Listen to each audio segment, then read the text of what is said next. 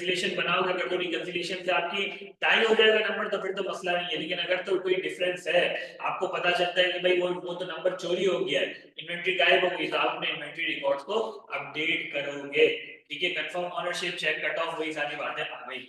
सबको क्लियर है, कोई मुश्किल तो नहीं है? इन्वेंट्री वाला हो गया, क्लियर है सबको? यस और नो, जल्दी से बताओ भाई, सबको क्लियर है?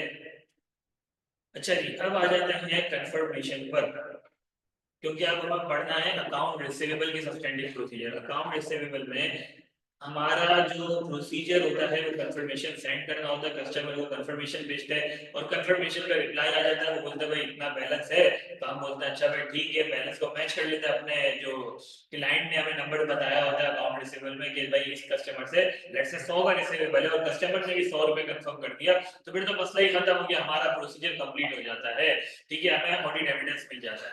तो लेकिन ये अकाउंट रिसीवेबल पढ़ने से पहले ये इंपॉर्टेंट है कि हमें एक्सटर्नल कंफर्मेशन बताओ। एक्सटर्नल कंफर्मेशन सिंपल सी चीज है कि यार हम क्या करते हैं कि सबसे पहले तो हम डिसाइड करते हैं कि भाई किन लोगों को हमें कंफर्मेशन भेजनी है। ठीक है, मतलब हमारे पास अगर लेट से 20 या 100 कस्टमर्स हैं, 100 कस्टमर से कुछ बैलेंसेस आ रहे हैं, कुछ सैंपल की बेसिस पे मैं कस्टमर सेलेक्ट करूंगा और उस कस्टमर को सेलेक्ट करके कंफर्मेशन डिजाइन करूंगा और कंफर्मेशन डिजाइन करके मैनेजमेंट की ऑथराइजेशन दूंगा, मैनेजमेंट उसको ऑथराइज करेगी ताकि कस्टमर रिप्लाई करे, और मैं उसको डायरेक्टली क्या करूंगा, कस्टमर को सेंड करूंगा और कस्टमर को उसमें लिखूंगा कि भाई आपने डायरेक्टली किसको सेंड करनी है, मुझे सेंड करनी है। ठीक है, अगर तो उसका रिप्लाई नहीं आएगा तो फॉलो अप ले रहा होगा। सबको समझ में बात आ गई? तो कंफर्मेशन के ये कुछ स्टेप्स हैं, यहाँ तक सबको क्लियर है? वही बातें इधर भी लिखी हुई है। ठीक है, अच्छा अब उसमें तीन सिनेरियो हो सकते हैं, या तो कंफर्मेशन में रिप्लाई आएगा लेकिन उसके ऊपर मेरा मेरा जो एविडेंस होगा वो रिलायबल नहीं होगा। क्या मतलब? हो सकता है कि वो क्लाइंट के थ्रू आपको रिसीव हो रही हो, क्लाइंट के थ्रू रिसीव होगी, डायरेक्टली रिसीव नहीं हुई, तो मतलब आपको क्या होगा, डाउट आ जाएगा रिलायबिलिटी पर। हो सकता है कि आपको एक ईमेल की फॉर्म में क्लाइंट की तरफ से डायरेक्ट कस्टमर की तरफ से आई हो, लेकिन वो ईमेल जो जिस तरीके की ईमेल हो उसके ऊपर आपको डाउट हो गया कि ये ईमेल लगता है कोई फेक ईमेल है, कोई गलत ईमेल है, किसी ने इसी नाम की ईमेल बना के उसने ईमेल सेंड कर दी है, तो वंस अगेन आपको क्या होगा, डाउट आ जाएगा रिलायबिलिटी में। अक्सर ऐसा होता है लेट्स से कि भाई आपने किसी कंपनी को भेजी, लेट्स से एबीसीडी कंपनी है। ठीक है, एबीसीडी कंपनी है और आपने क्या करा, आपने बोला कि भाई मुझे सलमान से कंफर्मेशन लेनी है, आपने लिखा salman@abcd.com। नॉर्मली डोमेन नेम वही होता है जो कंपनी नेम होता है। ठीक है, अच्छा ये ओरिजिनल ईमेल थी। अब आपको जो ईमेल रिसीव हुई वो हुई salman@acbd.com। बात समझ में आई? तो थोड़ा सा डोमेन में क्या फर्क होगा, थोड़ा सा डोमेन में फर्क हो सकता है, जिसकी वजह से आपको डाउट हो जाएगा कि यार मुझे लगता है गलत जगह से ये ईमेल आई है, ये फेक ईमेल है। सही है, तो अब आपको रिलायबिलिटी में डाउट आ गया। जब रिलायबिलिटी में डाउट आ गया तो आप क्या बोलोगे, आप बोलोगे कि भाई मुझे एक और कंफर्मेशन चाहिए, कंफर्मेशन सही नहीं है। ठीक है, अगर तो क्लाइंट की तरफ से ईमेल आई है, अगर तो क्लाइंट को पहले कस्टमर ने सेंड करी और क्लाइंट ने आपको सेंड करी, तो आप क्या करोगे, आप क्लाइंट को बोलोगे कि भाई मुझे डायरेक्टली चाहिए, मुझे उधर से चाहिए, आपसे नहीं चाहिए। ठीक है, इसके अलावा अगर ईमेल के थ्रू आई है तो इंक्रिप्टेड फॉर्म में आनी चाहिए। ठीक है, और आपने देखना है कि जो भी रिस्पॉन्सेज आ रहे हैं वो क्या ऑथोराइज्ड है, वैलिड है, ये सारी चीजें आपने देखनी होगी। अच्छा, एक केस ये हो सकता है कि वो जवाब ही ना दे, वो जवाब नहीं देगा तो आप क्या करोगे, आपके पास ऑप्शन होता है ऑल्टरनेट प्रोसीजर्स परफॉर्म करने का। ऑल्टरनेट प्रोसीजर्स हम आगे डिस्कस करेंगे जब अकाउंट रिसीवेबल को पढ़ रहे होंगे। मतलब कि अब ये कंफर्मेशन वाला प्रोसीजर तो आप नहीं करोगे, आप दूसरे प्रोसीजर्स परफॉर्म करोगे। ठीक है, ये ऑल्टरनेट प्रोसीजर की तरफ आप जाओगे। ठीक है, या फिर जवाब आया लेकिन जवाब के अंदर 100 का बैलेंस आपने वेरीफाई करना था। ठीक है, 100 का कस्टमर का बैलेंस था, लेकिन जवाब में आता है कि बैलेंस तो है 50 रुपए या 60 रुपए। ठीक है, अब इधर क्या है, एक्सेप्शन है, डिफरेंस आ गया, तो आप मैनेजमेंट से पूछोगे भाई ये डिफरेंस आया है, डिफरेंस क्यों है? ठीक है, कोई ना कोई रीजन हो सकता है टाइमिंग डिफरेंस हो। समटाइम्स ऐसा होता है कि भाई आपने पेमेंट प्रोसीड कर दी, ठीक है, पेमेंट प्रोसीड कर दी, चेक दे दिया कस्टमर को, अब चेक इन ट्रांजिट है, ठीक है, अभी तक पहुंचा नहीं है, आपने कुरियर कर दिया, जब कुरियर कर दिया तो आपने एंट्री पास कर दी बैंक, आपने लेट से बैंक क्रेडिट। ठीक है, अगर तो अकाउंट्स पेबल है तो अकाउंट्स पेबल आपने डेबिट कर दिया, लेट से, या तो कस्टमर ने चेक आपको दे दिया तो आपने वो कस्टमर ने एंट्री पास कर दी होगी बैंक क्रेडिट और अकाउंट पेबल डेबिट, ठीक है। अब अभी तक आपके पास चेक आया नहीं है, क्लाइंट के पास चेक आया नहीं है, तो उस केस के अंदर वंस अगेन क्या होगा, टाइमिंग डिफरेंस आ जाएगा, उसने कोई एंट्री पास नहीं करी, उसने एंट्री पास कर दी, तो दोनों की टाइमिंग में क्या आ गया, डिफरेंस आ गया, तो उसकी वजह से भी समटाइम्स डिफरेंस आते हैं। सबको यहाँ तक क्लियर है? तो वो जो भी रिकंसिलिएशन होगी वो बनाओगे, और रिकंसिलिएशन बना के आप देख लोगे कि यार अगर तो टाइमिंग डिफरेंस है तो मसला नहीं है, अगर टाइमिंग डिफरेंस नहीं है तो फिर मसला है, आप उसको सही करोगे, फर्दर उस पर काम कर रहे होंगे। सबको यहाँ तक क्लियर है? कोई मसला तो नहीं है? जल्दी से मुझे बताओ, सबको यहाँ तक क्लियर है? कोई मसला तो नहीं है सबको? अच्छा जी, दो तरह की कंफर्मेशन होती है, दो तरह की कंफर्मेशन होती है पॉजिटिव कंफर्मेशन, एक होती है नेगेटिव कंफर्मेशन। पॉजिटिव कंफर्मेशन में ये होता है कि भाई हम कंफर्मेशन भेजते हैं और हम एक्सपेक्ट करते हैं कि भाई क्लाइंट को जवाब देना है, कस्टमर को जवाब देना है। कस्टमर अगर जवाब नहीं देगा तो इसका मतलब ये है कि नॉन रिस्पॉन्स है, उसने रिस्पॉन्स नहीं दिया, ठीक है। हम उसका फॉलो अप लेंगे, उससे पूछेंगे कि भाई क्यों जवाब नहीं दे रहा, तो ये होती है पॉजिटिव कंफर्मेशन। नेगेटिव कंफर्मेशन ये होती है कि भाई हम उसको लिख कर भेजते हैं कि भाई ये 100 का बैलेंस है, ठीक है, अगर तो 100 का बैलेंस तुम्हारा भी है तो जवाब देने की जरूरत नहीं, हम समझ जाएंगे कि सही बैलेंस है तुम्हारा, ठीक है, तुमने भी अग्री कर लिया, ठीक है, पहली चीज।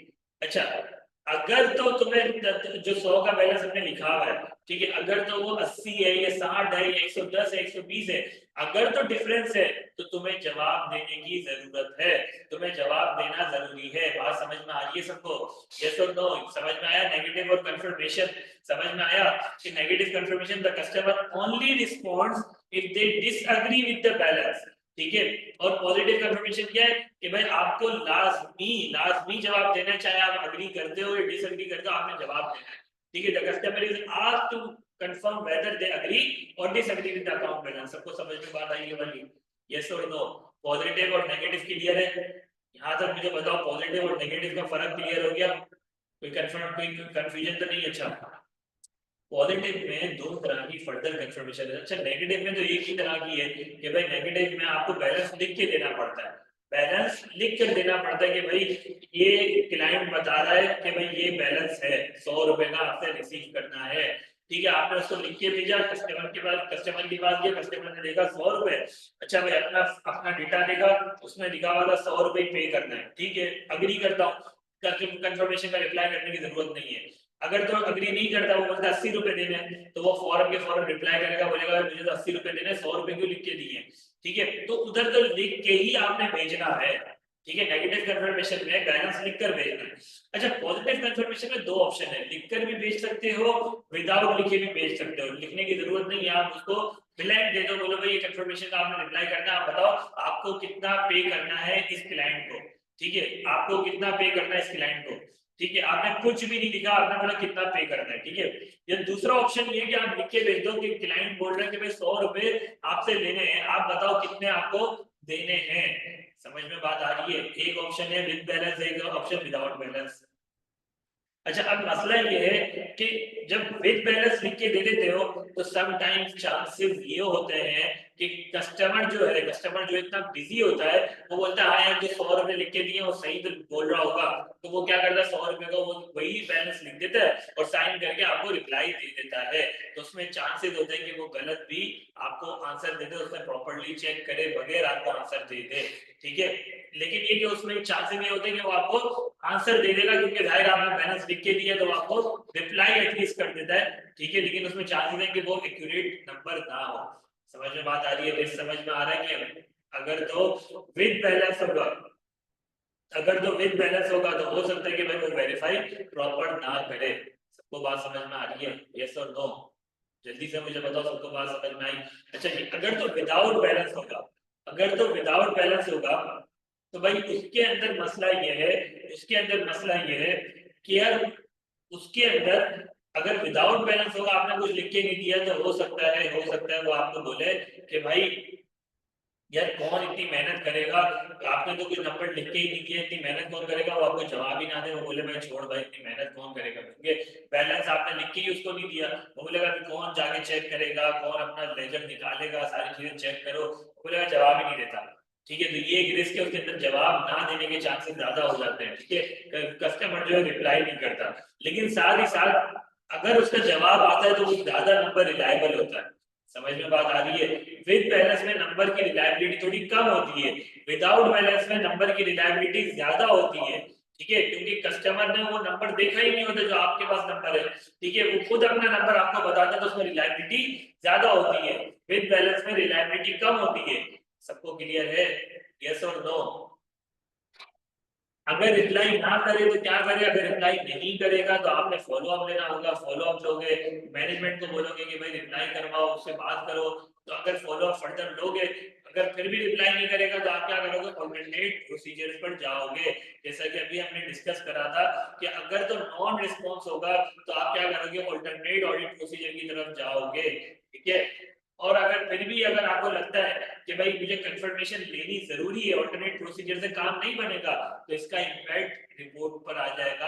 आप उसका इम्पैक्ट रिपोर्ट पर लोगे, डिस्क्लेमर ओपिनियन दे सकते हो, क्वालिफाइड ओपिनियन दे सकते हो। समझ में बात आ रही है? आज क्लास में माइक की क्वालिटी सही नहीं है। अच्छा जी, क्या बहुत ज्यादा इको आ रहा है? क्या मसला आ रहा है? मैं मैसेज कर देता हूँ, ठीक है? तो एक मिनट मैसेज कर देता हूँ।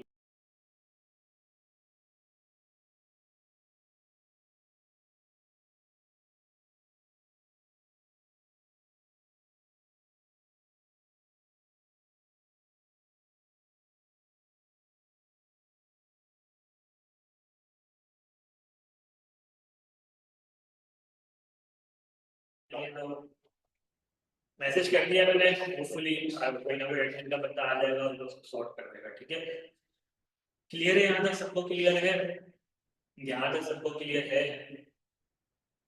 अच्छा जी, नेगेटिव कंफर्मेशन में सबसे बड़ा मसला ये होता है, नेगेटिव कंफर्मेशन का रिस्क ये है कि यार हो सकता है कि जो आपने बैलेंस नेगेटिव कंफर्मेशन में लिख के भेजा कि भाई 100 रुपए का आप उनका कस्टमर रिस्क जो है बहुत ज्यादा कम हो, जहाँ रिस्क बहुत ज्यादा कम हो।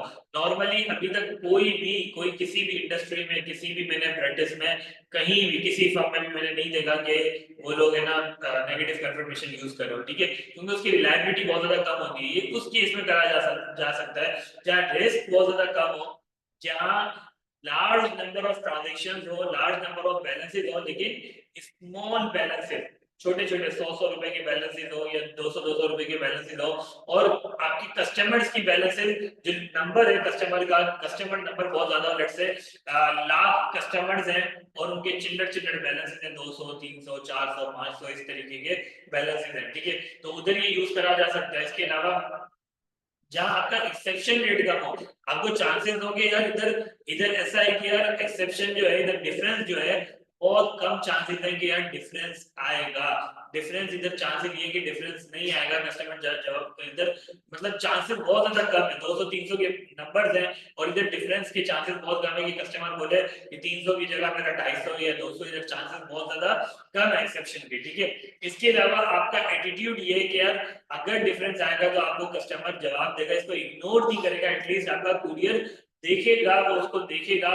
तो आपकी एक्सपेक्टेशन ये होगी यार जो आपका रिस्पोंडेंट है वो एटलीस्ट आपका कुरियर को देखेगा।